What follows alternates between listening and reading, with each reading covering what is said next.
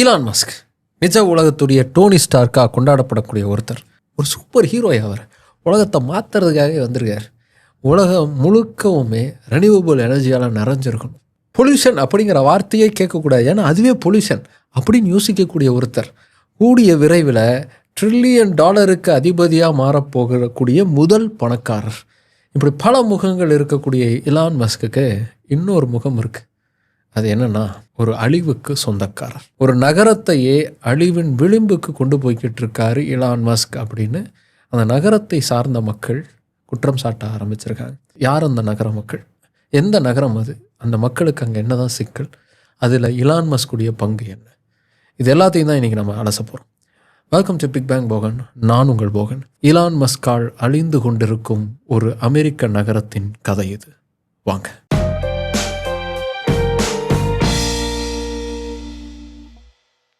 பல விசனரியான ப்ராஜெக்ட்ஸை உருவாக்கின ஒருத்தர் தான் ஈலான் மஸ்க். அவர் உருவாக்கின எல்லா கம்பெனிஸுமே ஒரு புதிய ரெவல்யூஷனை உருவாக்கின ஒரு நிறுவனமாக தான் இருந்திருக்கு. டெஸ்லா நிறுவனத்தை எடுத்துக்கோங்க. அவர் அந்த நிறுவனத்தை உருவாக்கலனாலும் ஈவி கார்ஸ் அப்படிங்கிறது கனவாக இருந்த காலகட்டத்தில் இனிமேல் அதுதாண்டா உலகம் அப்படின்னு நிரூபிக்கக்கூடிய விதத்தில் அந்த நிறுவனத்தை வழிநடத்தி காட்டினவர் ஈலான் மஸ்க். என்னது, டெஸ்லா அவர் உருவாக்கலையா அப்படின்னு ஒரு சில பேருக்கு ஷாக் வந்திருக்கும். அவர் உருவாக்கலாங்க. டெஸ்லா பற்றின முழுமையான டீட்டெயிலான வீடியோவை ஏற்கனவே போட்டிருக்கோம். லிங்க்குங்கிறத ஐ பட்டனில் கொடுக்குறேன், டிஸ்கிரிப்ஷனில் கொடுக்குறேன், செக் பண்ணி பாருங்கள். அப்போ தான் ஈலான் மஸ்க் டெஸ்லா உருவாகிறதுக்கு காரணமாக இருந்தாரா இல்லையா அப்படிங்கிற ஒரு சரியான புரிதல் உங்களுக்கு கிடைக்கும். ஸ்பேஸ் எக்ஸ் வர்றதுக்கு முன்னாடி வரைக்கும் ராக்கெட் லான்ச்சிங் அப்படிங்கிறது வேறு மாதிரி இருந்துச்சு. அதிக செலவுகள் பிடிக்கக்கூடிய ஒன்றா இருந்துச்சு. ஆனால் அந்த செலவுகளை பாதிக்கு மேலே குறைச்சது ஸ்பேஸ் எக்ஸ்.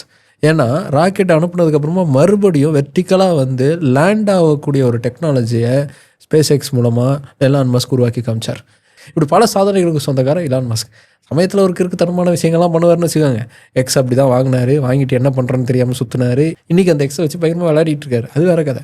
ஆனால் அவருடைய பல சிந்தனைகள் அப்படிங்கிறது முற்போக்குத்தனமாக இருக்கும், ரெவல்யூஷனை உருவாக்கக்கூடிய ஒன்றா இருக்கும், வருங்காலத்தை சரியாக கணக்கிட்டு பேசக்கூடிய ஒருத்தர் அவர் இருப்பார். இப்படி பல விஷயங்கள் அவர்கிட்ட இருக்குது. ரீசெண்டாக அவருடைய இன்டர்வியூ வந்தது. அந்த இன்டர்வியூவில் கூட நிறைய இன்சைட்ஸ் அப்படிங்கிறத அவர் கொடுத்துருந்தார். ஆனால் அப்படிப்பட்ட ஈலான் மஸ்க் தான் ஒரு நகரமே அழியறதுக்கு காரணமாக இருக்கார் அப்படிங்கிறது தான் அந்த நகர மக்கள் வைக்கக்கூடிய குற்றச்சாட்டாக இருக்குது. அது எந்த நகரம்? அமெரிக்காவில் இருக்கக்கூடிய டெனசி மாகாணத்தில் மெம்ஃபிஸ் அப்படிங்கிற ஒரு நகரம் இருக்குது. இந்த நகரம் தான் ஈலான் மஸ்கால் பாதிக்கப்பட்டிருக்கு அப்படிங்கிறது தான் இப்போதைய செய்தி. மெம்ஃபிஸ் நகரம் அப்படிங்கிறது ரொம்ப தொன்மையான வரலாறு கொண்ட ஒரு நகரம். இந்த மெம்ஃபிஸ் அப்படிங்கிற பேர் எகிப்தில் பழமையான ஒரு நகரம் இருந்தது, மெம்ஃபிஸ்ன்னு. அந்த பேரை தான் இந்த நகரத்துக்கும் வச்சுருந்தாங்க. இந்த இடத்துல தொன்மையான காலத்தில் இருந்தே நேட்டிவ் அமெரிக்கன்ஸ், அமெரிக்க பழங்குடியின மக்கள் வாழ்ந்து வந்துட்டு இருந்த ஒரு பகுதி. அதுக்கப்புறமா யூரோப்பியன் செட்டில்மெண்ட்டுங்கிறது இங்கே உருவாகுது. யூரோப்பியன் செட்டில்மெண்ட் உருவானதுக்கப்புறமா இங்கே அதிகமான அளவுக்கு ஆப்பிரிக்க அமெரிக்க மக்கள் குடியேற ஆரம்பிக்கிறாங்க. அதாவது ஸ்லேவரி அதிகமாக இருந்த காலகட்டத்தில் பிளான்டேஷன்ஸ் இந்த பகுதியில் அதிகமாக இருந்திருக்கு. அந்த சமயத்தில் ஆப்பிரிக்க அமெரிக்க மக்கள் அங்கே வேலை பார்த்துருக்காங்க. அவங்க குடியேறின ஒரு இடமா இந்த இடம்ங்கிறது மாறி இருக்கு. இன்றைக்கும் டெமோகிராஃபிக்கலாக நம்ம பார்த்தோம் அப்படின்னா இந்த பகுதியில் ஆப்பிரிக்க அமெரிக்க கருப்பின மக்களுடைய பாப்புலேஷன் அப்படிங்கிறது தான் ரொம்ப அதிகமான எண்ணிக்கையில் இங்கே இருக்குது. அப்படிப்பட்ட இந்த நகரத்தை 2024 ஈலான் மஸ்க் தேர்ந்தெடுக்கிறார். எதுக்கு தேர்ந்தெடுக்கிறாரு? அதை தெரிஞ்சுக்கணும் அப்படின்னா ஏஐ டெக்னாலஜியுடைய வளர்ச்சியை தெரிஞ்சுக்கணும். ஏஐ அப்படிங்கிறது 2023 எண்டில் எட்டி பார்க்குது. 2024 அது உச்சிக்கு போகுது. ஏகப்பட்ட புது புது அப்டேஷன்ஸோட ஏஐயில் போட்டுக்கிட்டு கம்பெனிஸ் உள்ளே வர ஆரம்பிச்சிட்டாங்க. தன்னுடைய நிறுவனமான எனக்கு ட்விட்டர் தான் வரும், அட்ஜஸ்ட் பண்ணிக்காங்க. தன்னுடைய நிறுவனமான ட்விட்டரில் ஏஐயை கொண்டு வரணும் அப்படின்னு ஈலான் மஸ்க் யோசிக்கிறார். ஆனால் அவருக்கு நல்லா தெரியுது, போட்டியில் நம்ம ரொம்ப லேட்டாக இருக்கும். நம்மளுக்கு முன்னாடி ChatGPT பெருசாக போய்கிட்டு இருக்காங்க, கூகுளும் பெரிய அளவுக்கு வளர ஆரம்பிச்சிட்டாங்க. இப்படி போட்டி எல்லோரும் வந்துட்டாங்க. நாம் ரொம்ப லேட்டாக ரேஸில் கலந்துக்கிறோம். அதனால் இன்னும் வேகமாக நம்ம ஓடணும், ரேஸில் முந்திக்கிட்டு போகணும். அதுக்கு இம்மிடியட்டாக எல்லா வேலைகளும் செய்ய ஆரம்பிக்கணும் அப்படின்னு டிசைட் பண்ணுறாரு. ஒரு ஏஐ டெக்னாலஜினா நாம் என்ன நினச்சிக்கிட்டு இருக்கோம் அப்படின்னா, கேள்வி கேட்டால் பதில் சொல்லணும் அப்படின்னு நினச்சிட்ருக்கோம். கேள்வி கேட்டால் பதில் சொல்லுது, ரைட்டு. யார் பதில் சொல்கிறா? எங்கேருந்து பதில் சொல்கிறா? அது என்றைக்கா யோசிச்சுருக்கீங்களா? அது ஏதோ ஒரு பக்கம் எங்கேயோ ஒரு மூலையில் உட்காந்துட்டு பரோட்டா சாப்பிட்டே யாராவது பேசிகிட்டு இருப்பாங்கப்பான்னு நினச்சிட்டு இருக்காதீங்க. ஏஐ நமக்கு பதில் சொல்லுதுன்னா அது ஒரு சூப்பர் கம்ப்யூட்டர். சூப்பர் கம்ப்யூட்டர் அப்படின்னா ஏதோ நம்ம வீட்டில் இருக்கிற கம்ப்யூட்டர் கிடையாது. அது ஒரு பெரிய டேட்டா சென்டர். ஏக்கர் கணக்கில் அதுக்கு ஒரு நிலம் வேணும். சரி, ஏன் இவ்வளோ பெரிய ஸ்ட்ரக்சர் தேவைப்படுது அப்படிங்கிற ஒரு பேசிக் அண்டர்ஸ்டாண்டிங்கிறத கொடுத்துட்றேன்.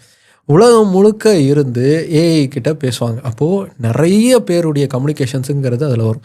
அவ்வளோ பேருடைய கம்யூனிகேஷன்ஸையும் கம்ப்யூட் பண்ணி அதற்கேற்ற பதிலை சரியாக சொல்கிறதுக்கு ஒரு சூப்பர் கம்ப்யூட்டர்னால் இவ்வளோ பெரிய இடம் தேவைப்படும். அவ்வளோ பெரிய கம்ப்யூட்டர் ரன் பண்ணுறதுக்கு, டேட்டா சென்டர் ரன் பண்ணுறதுக்கு ஏகப்பட்ட பவருங்கிறது தேவை, எலக்ட்ரிசிட்டி தேவை.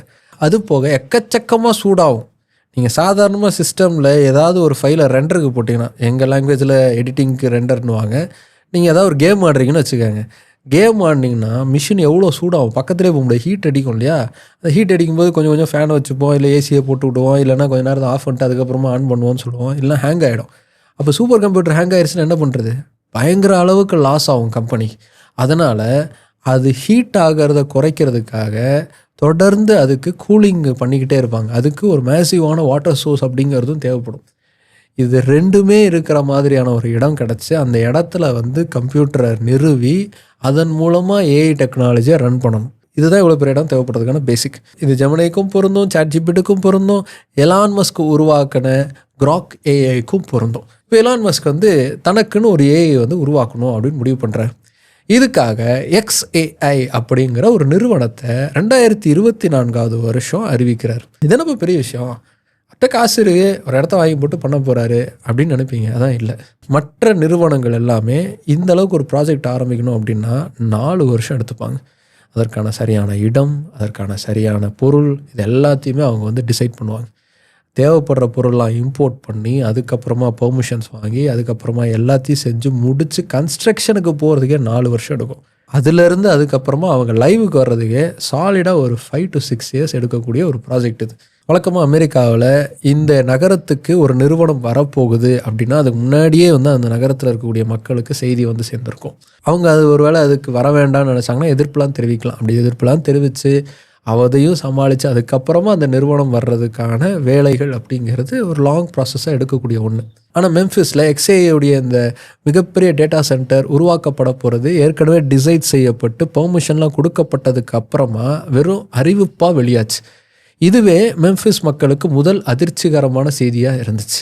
சரி, இந்த சூப்பர் கம்ப்யூட்டரை மெம்ஃபிஸில் எங்கே உருவாக்க போனதா இருந்தார் எலான் மஸ்க்? அவர் தேர்ந்தெடுத்த இடம் அப்படிங்கிறது ஏற்கனவே ஒரு ஃபேக்ட்ரி ரன் ஆகி ஷட் டவுன் ஆன ஒரு இடம். அதாவது பாலடைஞ்சு போயிருந்த ஒரு ஃபேக்ட்ரி, எலக்ட்ரோலக்ஸ் அப்படிங்கிற ஒரு கம்பெனி செயல்பட்டுக்கிட்டு இருந்த ஒரு ஃபேக்ட்ரி. அது அந்த பாலடைஞ்ச ஃபேக்ட்ரியில் ஈஸியாக அவங்களுக்கு தேவையான டேட்டா சென்டரை உருவாக்கிற முடியும் அப்படிங்கிறதுனால அந்த ஃபேக்ட்ரியை சூஸ் பண்ணாதா இனிஷியலாக அனௌன்ஸ்மெண்ட் அப்படிங்கிறது வந்துச்சு. ஆனால் அது மட்டும் காரணம் கிடையாது. ரெண்டாவது முக்கியமான காரணம் என்னென்னா, இந்த ஃபேக்ட்ரி அமைஞ்சிருக்கக்கூடிய இடம். பின்னாடி டெனசி ரிவர் இருக்கு இல்லையா, அந்த ரிவர் ஓடக்கூடிய இடத்துடைய ஆற்றங்கரையோரத்தில் இந்த ஃபேக்ட்ரிங்கிறது இருக்குது. அது போக இந்த ஃபேக்ட்ரிக்கு பக்கத்துலேயே சியூவேஜ் வாட்டர் பிளான்ட் அப்படிங்கிறதும் ஒன்று இருக்குது. ஸோ 2 இடத்துல இருந்தும் இந்த சூப்பர் கம்ப்யூட்டருடைய கூலிங்க்கு தேவையான வாட்டர் சோர்ஸ் அப்படிங்கிறது கிடச்சிருது. ஸோ அதனால் இது பெஸ்ட்டான இடமா இருக்கும்னு இதை சூஸ் பண்ணுறாங்க. 2024 தொடக்கத்தில் இந்த சூப்பர் கம்ப்யூட்டரை நிறுவுறதுக்கான வேலையை XAI தொடங்குறாங்க. எவ்வளோ வருஷம் எடுத்திருப்பாங்கன்னு நினைக்கிறீங்க? ஒரு 2 வருஷம் எடுத்திருப்பாங்க. 2025 முடிஞ்சிருக்கும் அப்படின்னு தான் நினைக்கிறீங்க. அதான் இல்லை. ஜூலை 2024 இந்த சூப்பர் AI டேட்டா சென்டருங்கிறது ஆல்மோஸ்ட் கட்டி முடிக்கப்பட்டுருச்சு. ஈலான் மஸ்க் இந்த ப்ராஜெக்ட்டுக்கு கொலாசஸ் அப்படிங்கிற பேரை கொடுத்தார். அது ஏன் அந்த பேரை கொடுத்தாருன்னா, 1970 ஒரு படம் இந்த பேரில் வந்துச்சு. அது ஒரு சூப்பர் கம்ப்யூட்டரை உருவாக்கக்கூடிய ஒரு ப்ராஜெக்ட் பற்றின ஒரு படம். அந்த கம்ப்யூட்டர் அதுக்கப்புறமா சொந்தமாக எல்லாம் யோசிக்க ஆரம்பித்து உலகத்தையே டேக் ஓவர் பண்ணிக்கும் அப்படிங்கிற மாதிரி அந்த கதை வரும். அந்த படத்துடைய இன்ஸ்பிரேஷன்லேருந்து இந்த கொலாசஸ் அப்படிங்கிற பேரை வச்சேன் அப்படின்னு எலான் மஸ்க் சொன்னார். இன்னொரு காரணமும் கூட சொல்கிறாங்க. மார்வலில் பார்த்தீங்கன்னா எக்ஸ்மெனில் கொலாசஸ் அப்படிங்கிற ஒரு கேரக்டர் வரும். ஃபுல்லாக மெட்டலில் ஹைட்டாக ஒரு கேரக்டர் வரும். அதே இன்ஸ்பிரேஷனாக எடுத்து கூட கொலாசஸ்ங்கிற பேர் அவர் வச்சுருப்பாரு அப்படின்னு சொல்லுவாங்க. சரி, இந்த கொலாசஸ்ங்கிற ப்ராஜெக்ட் தொடங்கப்பட்டுச்சு. இவ்வளோ சீக்கிரத்தில் இவ்வளோ பிரம்மாண்டமான ஒரு சூப்பர் கம்ப்யூட்டரை உருவாக்கிட்டாருன்னு உலகமே திணறிடுச்சு. மிரண்டாங்க, யாரா இந்த ஆள் அப்படின்னு தூக்கி வச்சு கொண்டாட ஆரம்பித்தாங்க எலான் மஸ்க். இந்த டேட்டா சென்டருக்குள்ளே ஒரு சில பேருக்கு விசிட் பண்ணுறதுக்கு அனுமதி வழங்கினார் எலான் மஸ்க். அவங்க நம்ம ஊர் இன்ஃப்ளூயன்சர்ஸ் மாதிரி. ஸோ நேராக உள்ளே போய் எப்படி இருக்குது பாருங்கள், எப்படி இருக்குது, வேறு லெவலுக்கு இருக்குது அப்படின்னு எல்லாருமே மிரண்டு போய் பிரம்மாண்டமாக இருக்குதுன்னு ஆச்சரியப்பட்டு பேசினாங்க. உண்மையிலே ஆச்சரியமாக தாங்க இருந்துச்சு. அவ்வளோ விஷுவலாக பார்த்தீங்கன்னா அவ்வளோ கிராண்டான ஒரு சூப்பர் கம்ப்யூட்டர். அது இவ்வளோ கம்மியான டைமில் எப்படி இதை சாத்தியமாக்குனாருன்னே தெரியல. எலான் மஸ்க்கை இது சம்மந்தமாக பேட்டி எடுக்கும் போதெல்லாம் கூட அவரே 24 மாதம் எடுத்திருக்கோம் குறைஞ்சது நாங்கள் ஒரு டேட்டா சென்டரை பார்த்து அதை செட் பண்ணி பண்ணணும் அப்படின்னா. Almost 2 years. ஸோ 2 இயர்ஸ்க்கு செய்ய வேண்டிய வேலையை இவ்வளோ கம்மியான நாளில் செய்கிறதுக்கு என்னென்னலாம் பண்ண முடியுமோ அது எல்லாமே செஞ்சு நான் அதை சாத்தியமாக்கினேன் அப்படின்னு சொன்னார். அது வந்ததுக்கப்புறமா கிராக்குங்கிறது ட்விட்டருக்குள்ளே இன்கார்பரேட் ஆகுது. ட்விட்டர்லேயே நம்ம வந்து ஏஐ யூஸ் பண்ண ஆரம்பித்தோம். கேள்விகள் கேட்டால் அது பதில் சொல்ல ஆரம்பிச்சது. ஜாலியாக மரியாதையே இல்லாமல் ஏதோ நம்ம மாமா மச்சாங்கிட்ட பேசுகிற மாதிரி அது ஜாலியாக நம்மகிட்ட பேசிச்சு. புதுசாக இருக்கே இந்த ஏஐ அப்படின்னு நம்ம அதை என்ஜாய் பண்ணி யூஸ் பண்ணோம். ஆனால் அதை நம்ம யூஸ் பண்ணிகிட்டு இருந்த அதே சமயத்தில் அதோடைய பிரெயினாக இருக்கக்கூடிய அந்த சூப்பர் கம்ப்யூட்டர் இருந்த அந்த மெம்பிஸ் நகரம் செத்துக்கிட்டு இருந்துச்சு. என்ன தான் நடந்துச்சு? நான் ஏற்கனவே சொன்னேன் இல்லையா, இவ்வளோ பெரிய மெகா சூப்பர் கம்ப்யூட்டரை இயக்கணும் அப்படின்னா அதுக்கு அதிக அளவுக்கான பவர் தேவைப்படும் அப்படின்னு. அந்த கம்ப்யூட்டரை ரன் பண்ணுறதுக்கு தேவையான பவர் சோர்ஸுக்காக ஒரு நிறுவனத்துக்கிட்ட 150 மெகாவாட்ஸ் பவரை வந்து வாங்கிறதுக்கு அக்ரிமெண்ட் அப்படிங்கிறத எலான் மஸ்குடைய நிறுவனம் போட்டிருந்தாங்க. ஆனால் எலான் மஸ்குடைய விஷனுங்கிறது வேறையாக இருந்துச்சு. கிராக்குங்கிறது இன்னும் வேகமாக செயல்படணும், இன்னும் பெருசாக வளரணும்னு யோசிச்சார். அதுக்கு இவங்க சைன் அக்ரி பண்ணியிருந்த 150 மெகாவாட் பவருங்கிறது பத்தலை. ஸோ தொடர்ந்து இந்த சூப்பர் கம்ப்யூட்டரை ரன் பண்ணுறதுக்கு இன்னும் அதிகப்படியான பவர் அப்படிங்கிறது அவங்களுக்கு தேவைப்பட்டுச்சு.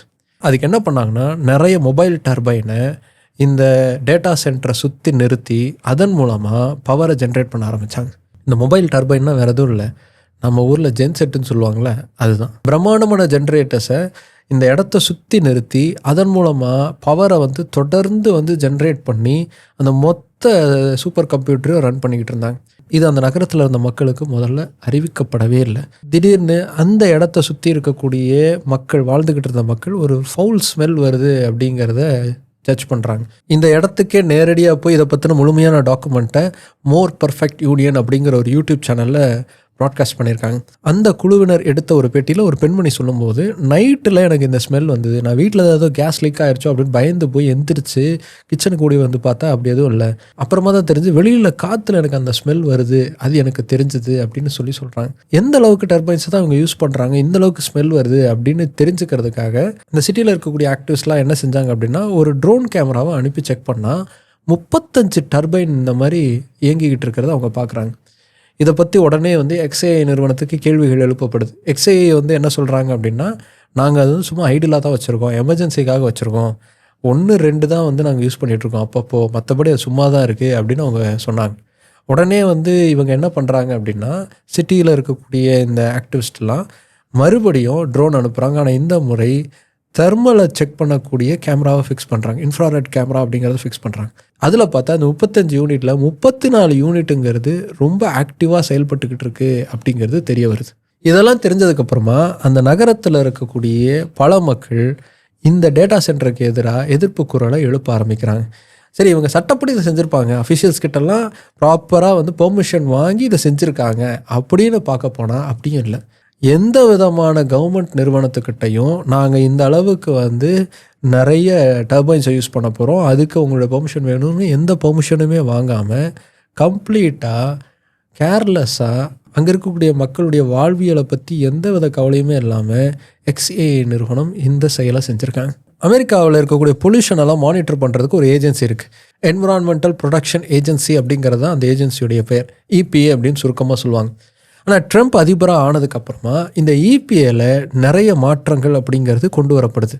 குறிப்பாக டாஜ்னு ஒன்று வச்சுருந்தாங்க, ஞாபகம் இருக்கா? எலான் மஸ்க் தான் அதுக்கு தலைவராக இருந்தார். பிரசிடெண்ட் வந்து நாட்டில் நிறைய சேஞ்சஸ் கொண்டு வர்றதுக்கு அட்வைசரி போர்டு மாதிரி இந்த டாஜ் அமைப்புங்கிறது இருந்துச்சு.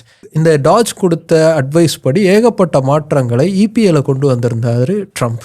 அது என்னென்னா, நிறைய டீரெகுலேஷன்ஸ், ஏகப்பட்ட கெடுபிடிகளை நம்ம போடுறோம், அதனால் உள்நாட்டில் நம்ம வந்து தொழில் தொடங்குறதுங்கிறது சிரமமாக இருக்குது, அதனால் அமெரிக்காவுக்கு பெரிய பின்னடைவுங்கிறது ஏற்படுது. இன்னும் கூடிய சீக்கிரத்தில் யூஎஸை உலகத்துடைய ஏஐ கேபிட்டலாக மாற்றணும், ஏஐனா அது அமெரிக்கா தான் அப்படின்னு சொல்கிற அளவுக்கு நம்ம மாறணும், அதுக்கேற்ற மாதிரியான சுச்சுவேஷன் இங்கே உருவாக்கணும் அப்படின்னா இந்த மாதிரியான பொல்யூஷன்ஸ் கெடுபிடிகள்லாம் இருக்கக்கூடாது, அதெல்லாம் நம்ம வந்து கண்ட்ரோல் பண்ணோம் அப்படின்னு சொல்லி நிறைய டீரெகுலேஷன்ஸாக கொண்டு வந்தார். அதனால் எலான் மஸ்குடைய XAI பண்ண இந்த குளறுபடிகளும் பெரிய அளவுக்கு பிரச்சனையாக மாற்றப்படலை. ஸோ இப்படி எலான் மஸ்குடைய இந்த டேட்டா சென்டரில் இருந்து இவ்வளோ 35 டர்பைன்லேருந்து எவ்வளோ பவர் ஜென்ரேட் பண்ணுறாங்க அப்படின்னா 3 லட்சம் வீடுகளுக்கு தொடர்ந்து 24 ஹவர்ஸுக்கு பவர் தரக்கூடிய அளவுக்கு அங்கே எலக்ட்ரிசிட்டி அப்படிங்கிறத ஜென்ரேட் பண்ணுறாங்க. ஒரு மினி பவர் பிளான்ட்டையே அங்கே நடத்திக்கிட்டு இருக்காரு எலான் மஸ்க். அப்போ எந்த அளவுக்கு அங்கே பொல்யூஷன் அதிகமாகிட்டு இருக்குன்னு பாருங்கள். அங்கே இருக்கக்கூடிய மக்கள் பலருக்கு ஆஸ்துமா பிரச்சனைகள்லாம் இன்னும் அதிகமாக ஆரம்பிச்சிருக்கு அப்படிங்கிற குற்றச்சாட்டு எழும்ப ஆரம்பிச்சிருக்கு. இந்த பிரச்சனையை அடுத்த கட்டத்துக்கு கொண்டு போகணும் அப்படிங்கிறதுக்காக மக்கள் அங்கே கூட்டம் நடத்த ஆரம்பிச்சிருக்காங்க. அந்த கூட்டத்தில் எலான் மஸ்க் கூடிய இந்த டேட்டா சென்டர் எங்களுக்கு தேவையில்லை, இதை எடுத்துக்கிட்டு வேற எங்கேயாவது போங்க அப்படின்னு எதிர்ப்பு குரல்களை பதிவு செய்ய ஆரம்பிச்சிருக்காங்க. ஆனால் அதே சமயத்தில் இன்னும் நிறைய பேர் என்ன சொல்கிறாங்க அப்படின்னா, எலான் மஸ்க் கூடிய இந்த டேட்டா சென்டர் மட்டும் பொல்யூஷனை உருவாக்கலை, அங்கே ஏற்கனவே ஒரு நேச்சுரல் கேஸ் பிளான்ட் அப்படிங்கிறது இருக்குது, பக்கத்தில் ஒரு சீவேஜ் பிளான்ட் அப்படிங்கிறது இருக்குது. இப்படி இருக்கும்போது அதில் ஆட்டோமேட்டிக்காக பொல்யூஷனுங்கிறது வரதானே செய்யும். இவர் மட்டும்தான் அதை க்ரியேட் பண்ணுறாரா, இவர் உலகத்துக்கு எவ்வளோ நல்லது செஞ்சுருக்காரு அப்படின்லாம் பேசியிருக்காங்க. ஏர் பொல்யூஷனுக்கு எதிராக ரொம்ப தீவிரமாக செயல்படக்கூடிய ஆக்டிவிஸ்ட்லாம் என்ன சொல்கிறாங்கன்னா, இந்த கொலோசஸ் அப்படின்னு சொல்லப்படக்கூடிய இந்த சூப்பர் கம்ப்யூட்டர் டேட்டா சென்டர்லேருந்து வரக்கூடிய பொல்யூஷனுடைய அளவுங்கிறது மற்ற ஃபேக்ட்ரிஸ்லேருந்து வரக்கூடிய பொல்யூஷன் அளவை விட அதிகமாக இருக்குது. அதனால் இதுதான் அதிக அளவுக்கு பாதிப்புகளை உருவாக்கிக்கிட்டு இருக்கு அப்படின்னு சொல்லியிருக்காங்க. ஆனால் இதை பற்றி எந்த கவலையுமே இல்லாமல் கொலோசஸை இன்னும் பிரம்மாண்டமாக பெருசாக கட்டியிருக்காரு எலான் மஸ்க். இன்னும் அதை விட பெருசாக நான் கொண்டு போகிறேன் அப்படின்னு அவர் சொல்லியிருக்காரு. இன்றைக்கு வரைக்கும் இந்த மக்களுடைய பிரச்சனைகளுக்கு எந்த விதத்துலையும் பதில் அப்படிங்கிறது கிடைக்கல. XAI நிறுவனம் நாங்கள் மக்களுடைய நலனுக்காக கண்டிப்பாக பாடுபடுவோம், எங்களை தப்பாக நினைக்காதீங்க அப்படிங்கிற அறிக்கையை வெளியிட்டுட்டு அப்படியே நிறுத்திட்டாங்க. அதே சமயத்தில் அதிகாரிகள்கிட்ட எவ்வளோ கோரிக்கைகள் வச்சோம், அதிகாரிகள் தரப்புல இருந்து எந்த விதமான நடவடிக்கையும் XAI நிறுவனத்துக்கு எதிராக எடுக்கப்படலை அப்படிங்கிற குற்றச்சாட்டுங்கிறதும் வந்திருக்கு. இன்றைக்கி XAI நிறுவனத்துக்கு போதிய அளவுக்கான பவர் வந்துருச்சா அப்படின்னு பார்த்தா அதுவும் கேள்விக்குறி தான். முன்னாடியோட டர்பைனுடைய அளவுங்கிறது 1-2 குறைஞ்சிருக்கே தவிர, ஆனால் தொடர்ந்து அவங்க அதை பயன்படுத்திக்கிட்டு தான் இருக்காங்க அப்படிங்கிறது தான் டேட்டா சொல்லுது. இன்னும் சொல்லப்போனால் அடுத்த கட்டத்துக்கு இன்னும் பிரம்மாண்டமாக கட்டியிருக்காரு இல்லையா அதே டேட்டா சென்டரை, அதுக்கு பவர் தேவைப்படுறதுக்காக இன்னொரு 80-90 டர்பைன் பயன்படுத்துறதுக்கு அனுமதி கேட்டு அப்ளை பண்ணியிருக்கிறதாகவும் சொல்கிறாங்க. அதெல்லாம் வந்துச்சுன்னா இன்னும் பொல்யூஷன் அதிகமாகும் அப்படிங்கிறது தான் இந்த மக்களுடைய குற்றச்சாட்டாக இருக்குது. அதனால் வேடிக்கை என்னென்னா, இவங்க பொல்யூஷன் அளவு அதிகமாகிருச்சுன்னு சொல்கிறாங்க இல்லையா, அது எல்லாம் இந்தியாவில் இருக்கக்கூடிய பொல்யூஷனோட கம்பேர் பண்ணும்போது ரொம்ப ரொம்ப கம்மி. அந்த கம்மியான அளவு அதிகமானதுக்கே அந்த மக்களால் அங்கே பொறுத்துக்க முடியல. இதை எப்படியாவது இங்கேருந்து அகற்றணும் அப்படின்னு எதிர்ப்பு குரல் எழுப்ப ஆரம்பிச்சிருக்காங்க. இன்னும் அமெரிக்கா முழுக்க இதே மாதிரியான நிறைய டேட்டா சென்டர்ஸ் உருவாக போகுது. ஏன்னா அமெரிக்கா ஏஐயுடைய தலைநகரமாக மாற்ற போகிறாங்க அப்படிங்கிறதுனால கண்டிப்பாக நிறைய டேட்டா சென்டர்ஸ் உருவாகும். அதனால் பொல்யூஷன்ஸ் அதிகமாக வாய்ப்பு இருக்குது அப்படிங்கிற பிரச்சாரமும் அங்கே முன்னெடுக்கப்பட்டிருக்கு. ஆனால் இங்கே டெல்லியில் மூச்சு விடுறதுக்கு நம்ம கஷ்டப்பட்டுருக்கோம். சென்னையில் பொல்யூஷன் அதிகமாகிட்டு இருக்கு. இதெல்லாம் என்ன சமாளிக்க போகிறோங்கிற கேள்விக்கு பதிலே இல்லாமல் நம்ம சுற்றிக்கிட்டு இருக்கோம். மூச்சடவே நேரம் இல்லைனாலும் ஏன் இப்படி பொல்யூஷன் பண்ணிகிட்டு இருக்கீங்கன்னு எதிர்ப்பு குரல் எழுப்புறதுக்கு கூட நமக்கு நேரம் இல்லை. அந்தளவுக்கு பிஸியாக சுற்றிக்கிட்டு இருக்கோம். அதெல்லாம் விட இதே மாதிரியான ஒரு டேட்டா சென்டர் தான் பக்கத்தில் இருக்கிற ஆந்திராவுக்கு வரப்போகுது. கூகுளோட டேட்டா சென்டர் நாங்கள் கொண்டு வந்துட்டோம் அப்படின்னு பெருமைப்பட்டுக்கிட்டு இருக்காங்க. ஆனால் இதே அளவுக்கான பவர் அதுக்கு தேவைப்பட போகுது, இதே அளவுக்கான வாட்டர் சோர்ஸ் அப்படிங்கிறதும் அதுக்கு தேவைப்பட போகுது. அதையெல்லாம் இழந்து நாம் எப்படி வளரப்போகிறோம் அப்படிங்கிற ஆக்ஷன் பிளான் நம்மக்கிட்ட இருக்கான்னு பார்த்தா அதுவும் தெளிவாக இல்லை. சரி, ஓகே. பிகாஸ் எலான் மஸ்குடைய கிராக்ங்கிறது எப்படி ஒரு நகரத்தையே மூச்சு விடுறதுக்கு திணற அடிச்சுக்கிட்டு இருக்கு அப்படிங்கிறத பார்த்துட்டோம். இது நிறைய பேருக்கு போய் சேரணும்னா அது உங்கள் கையில் தான் இருக்குது. முடிஞ்ச அளவுக்கு இந்த வீடியோ ஷேர் பண்ணுங்கள். அதுமாதிரி நிறைய பேர் வீடியோஸ் பார்த்துட்டு இருக்கீங்க, சப்ஸ்கிரைப் பண்ணாமல் இருக்கீங்க, மறந்துடாமல் சப்ஸ்கிரைப் பண்ணிடுங்க. அடுத்து இன்னொரு இன்ட்ரெஸ்டிங்கான கண்டென்ட்டோட உங்களை பார்க்குறேன். பை.